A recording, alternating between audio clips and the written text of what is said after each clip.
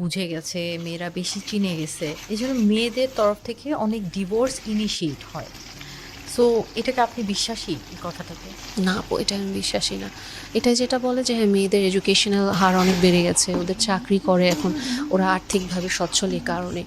আমি বলবো এখানে অন্য একটা খেলা চলে যেটা আসলে আমরা কেউই জানি না। এবং এই খেলাটা যেটা হয় আপু, আমি পেরিমেনোপোজাল সিমটমগুলো বলছিলাম যে একটা পার্টে মুড সুইং হয়। একটা মেয়ের মিনস্ট্রুয়েশন বন্ধ হয়ে যাওয়ারও 7 থেকে 10 বছর আগে এই পেরিমেনোপোজাল টাইমটা স্টার্ট হয়। সো আমরা যদি গড় বয়স ধরি আপু 40 থেকে 50 মেনোপোজের, তার মানে পেরিমেনোপোজ আপু স্টার্ট হয়ে যায় 30 বা 35 থেকে, যদি আমরা 45ও ধরি। তার মানে আপনি একটা জিনিস চিন্তা করে দেখেন, একটা মেয়ের বয়স যখন 35, তখন থেকে সে পেরিমেনোপোজে যাচ্ছে এবং ওই সময় তার ব্রেইনে যেটা হচ্ছে হরমোনাল কিওস ক্রিয়েট হচ্ছে।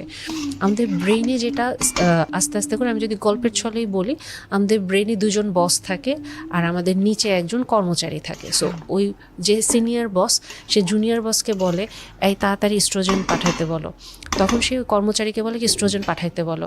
ওইদিকে আরেকজন বলতেছে না আমার তো এখন ডিম কমে গেছে, আমি এখন দিতে পারবো না, কারণ আমার এখন ডিমের সংখ্যা কমে গেছে, কারণ মেনোপোজ আসতেছে। Right, right. তো আবার যে সিনিয়র বস সে বলছে কী ব্যাপার, আমি না তোমাকে সিগন্যাল পাঠাইছি, আমার এখন এটা লাগবে। তো জুনিয়র বস বলে আমি তো বলছি, কথা শুনতেছে না, বলছে আরও জোরে বলো, আরও জোরে চাপ দাও, আরও জোরে ধমক দাও। সো এই যে এরকম একটা কাজ চলতেছে, আমার ব্রেন তো সবসময় এস্ট্রোজেন পাচ্ছে, প্রজেস্টেরন পাচ্ছে প্রতিটা সাইকেলে। যখন সে এই মানে সাইকেলটা আসতেছে না, তখনই আমার ব্রেন হ্যাভক ক্রিয়েট করবে, কেওস্টিক হবে। এবং আমাদের সেরোটোনিন বা ব্রেনের যে ডোপামিন এই জিনিসগুলো বা নিউরো রিসেপ্টরগুলো, ব্রেনের রিসেপ্টরগুলোর সাথে কিন্তু আমাদের এই যে স্ট্রোজেন